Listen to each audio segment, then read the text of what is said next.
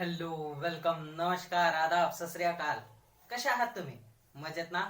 बघा मित्रांनो, आपण शिकत आहोत चॅप्टर मेटलर्जी. आणि ह्या चॅप्टर मध्ये आपण कालच्या लेक्चरला काय बघितलं? आपण रिॲक्शन्स ऑफ मेटल बघतोय. केमिकल प्रॉपर्टीज ऑफ मेटल्स मध्ये आपण रिॲक्शन ऑफ मेटल बघतोय.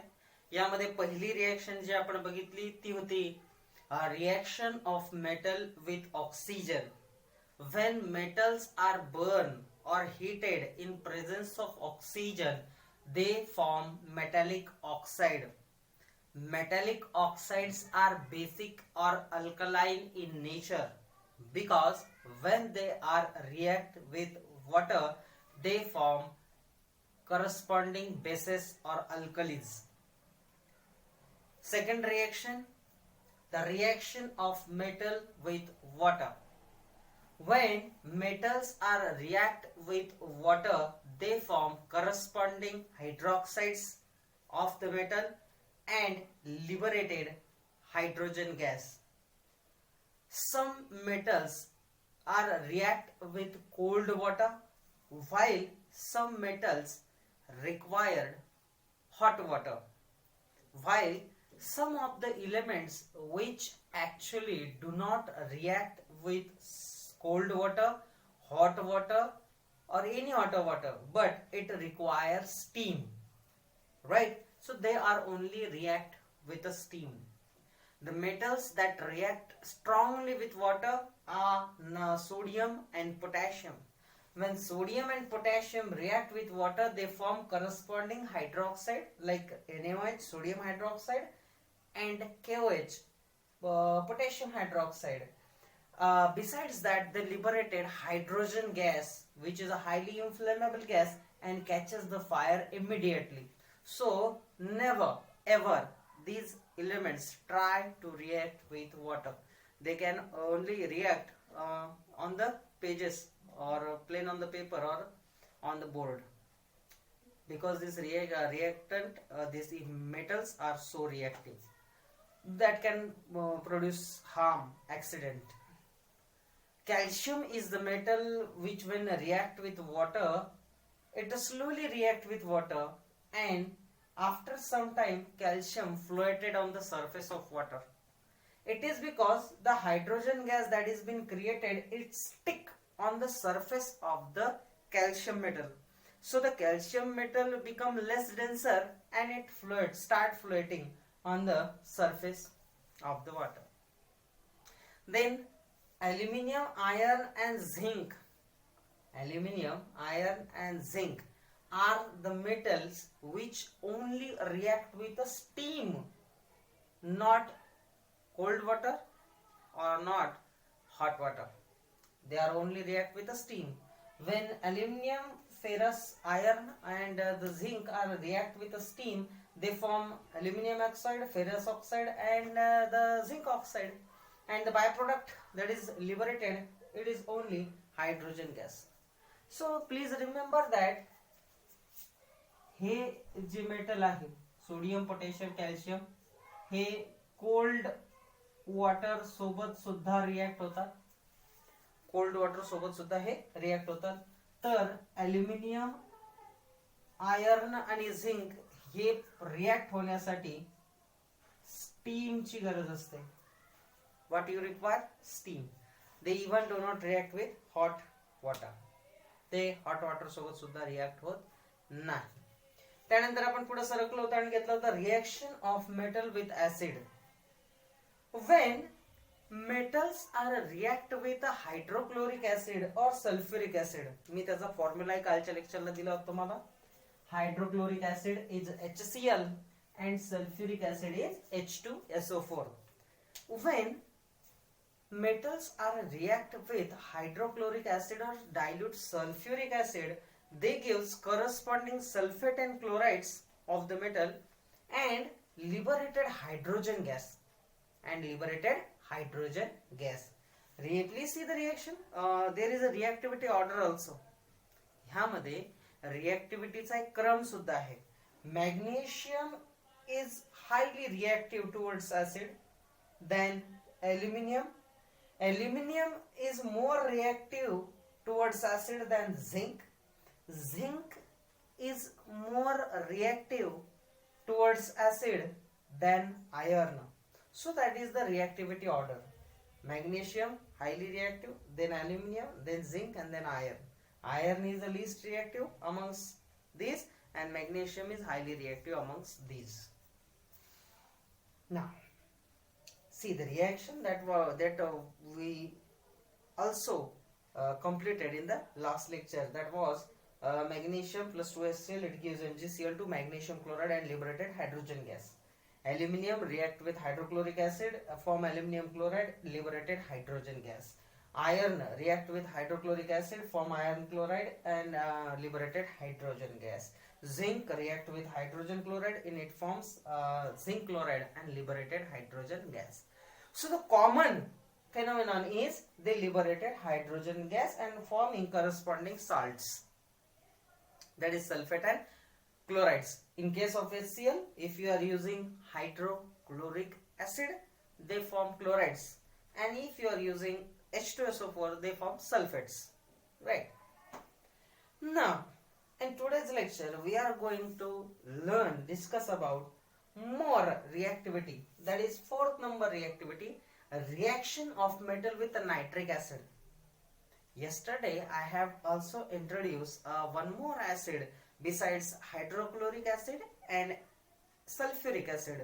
That acid name was HNO3, that is nitric acid. HNO3 is the chemical formula of nitric acid. So what happens when metals are react with nitric acid? When metals are react with concentrated nitric acid, they form copper nitrate plus nitrogen dioxide and water. So instead of hydrogen, NO2 gas is liberated during this reaction. In case of hydrochloric acid and sulfuric acid, when they react with metal, they liberated what? They liberated hydrogen gas. Remember that in the last lecture, we also take element in a consideration, and that was copper. Copper, gold, and silver are the element which actually do not react with a hydrochloric or sulfuric acid, but this copper is a react with what? It is react with nitric acid. Copper do not react with hydrochloric acid at all at hot condition, cold condition, or even in a steam condition. So they are copper is react with only nitric acid. So see, when copper is react with nitric acid, it forms copper nitrate plus NO2 gas is liberated and water molecule is formed. So here the HNO3 is a concentrated. Concentrated means the excess, means the large amount, more than 50% amount of HNO3 is there, and less than 50% amount water is there. So this is called concentrated solution, right? Now when copper is react with a dilute HNO3, when copper is react with dilute HNO3, it forms copper nitrate, the same product, but instead of nitrogen dioxide, it liberated nitrous oxide, that is NO, nitrogen oxide only. Instead of nitrogen dioxide, it liberated only nitrogen oxide, and obviously 4 molecules of water are there. बघा मित्रांनो, जेव्हा copper हा nitric acid सोबत react होतो, actually copper हा असा element आहे, metal आहे की जो हायड्रोक्लोरिक ऍसिड सोबत रिॲक्टच होत नाही, कसाच रिॲक्ट होत नाही. मग या कॉपरला रिॲक्ट होण्यासाठी आपल्याला काय करावं लागतं, तर नायट्रिक ऍसिडचा उपयोग करावा लागतो. नायट्रिक ऍसिड सोबत जेव्हा कॉपर रिॲक्ट होतो तेव्हा तो नायट्रोजन डायऑक्साइड NO2 तयार करतो गॅस, आणि जेव्हा डायल्यूट HNO3 सोबत रिॲक्ट होतो तेव्हा तो NO नायट्रोजन ऑक्साईड गॅस तयार करतो. बघा पुस्तकामध्ये ह्या रिएक्शन पेज नंबर 96 वरती दिलेल्या आहेत. त्यानंतर आपण पुढे सरकणार आहोत आणि आपण पुढे बघणार आहोत काय तर ॲक्वारिजिया. एक एक्स्ट्रा इन्फॉर्मेशन आहे तुम्हाला. ॲक्वारिजिया म्हणजे काय? आम्लराज. याला आम्लराज असं म्हटलं जातं. ॲक्वारिजिया काय? Aqua regia is the highly corrosive and fuming liquid. It is one of the few reagents which can dissolve the noble metals like gold and platinum. Aqua regia is freshly prepared by mixing concentrated hydrochloric acid and concentrated nitric acid in the ratio 3:1. Aqua regia म्हणजे काय? तर हे असं solution आहे. आम्लराज हे असं solution आहे की ज्यामध्ये नोबल मेटल सुद्धा डायल्यूट होतात, डिझॉल्व होतात. नोबल मेटल जसे की सोनं आणि प्लॅटिनम, गोल्ड अँड प्लॅटिनम. तुम्हाला माहिती आहे हे जे इलेमेंट आहे हे कोणासोबतच रिॲक्ट होत नाही. They are in reactive. यांच्यावरती ऍसिड, बेस, गॅसेस कोणताच परिणाम होत नाही. पण हे ॲक्वा रिजिया मध्ये डिझॉल्व होतात, विरघळतात. मग हे जे ॲक्वा रिजिया सोल्युशन आहे हे कसं बनवलं जातं? आम्लराज. हे सोल्युशन बनवण्यासाठी तुम्हाला पाहिजे concentrated HCl, concentrated hydrochloric acid आणि concentrated nitric acid. Concentrated means fully 99.9% pure hydrochloric acid आणि 99.9% प्युअर नायट्रिक ऍसिड. मग यांचं प्रपोर्शन आहे फ्रेशली प्रिपेअर्ड हायड्रोक्लोरिक आणि फ्रेशली प्रिपेअर्ड नायट्रिक ऍसिड घ्यायचं आणि त्यांचं प्रपोर्शन आहे 3:1. म्हणजे 3 पार्ट तुम्ही हायड्रोक्लोरिक ऍसिडचे घेणार आणि ओनली 1 पार्ट तुम्ही कशाचा घेणार? कॉन्सन्ट्रेटेड नायट्रिक ऍसिडचा घेणार. For example you want to make 400 ml solution of aqua regia. 400 ml तुम्हाला सोल्युशन बनवायचं आहे तर 300 ml तुम्ही हायड्रोक्लोरिक ऍसिड घेणार आणि 100 ml तुम्ही नायट्रिक ऍसिड घेणार आणि तुमचं 400 काय मिळेल? ml ॲक्वा रिजिया सोल्युशन मिळेल. ॲक्वा रिजिया सोल्युशन मध्ये हे सोनं, प्लॅटिनम सुद्धा डिझॉल्व होतात. सोनार हे जे आहे गोल्डस्मिथ हे या ॲक्वा रिजिया सोल्युशनचा उपयोग करतात. हे सोनं डिझॉल्व करण्यासाठी. अर्थात ते पुन्हा आपल्याला प्राप्त करून घेता येतं नाही का? नंतर त्याचं पुन्हा आपल्याला प्राप्ती करता येते. पण डिझॉल्व करण्यासाठी सोनार लोक याचा उपयोग करत असतात. त्यानंतर पुढची जी रिएक्शन आजच्या लेक्चरला आपल्याला शिकायची ती म्हणजे reaction of metals with other metal. एका मेटलची रिएक्शन दुसऱ्या मेटल सोबत कशी घडून येते ते आता आपल्याला बघायचं आहे. For that look at the page number 96. Try this apparatus, copper wire, iron nail, beaker, big test tube अशा गोष्टी आपल्याला हव्यात. ॲपरेटस. त्याच्यानंतर केमिकल्स पाहिजे आपल्याला. Aqueous solution of ferrous sulphate and copper sulphate. Ferrous sulphate आणि कॉपर सल्फेटचं solution आपल्याला हवंय. Procedure what you have to do? Take a clean copper wire and a clean iron nail. स्वच्छ असा तांब्याची तार घ्या आणि स्वच्छ एक लोखंडी खिळा घ्या. Dip a copper wire in a ferrous sulfate solution and an iron nail in a copper sulfate solution.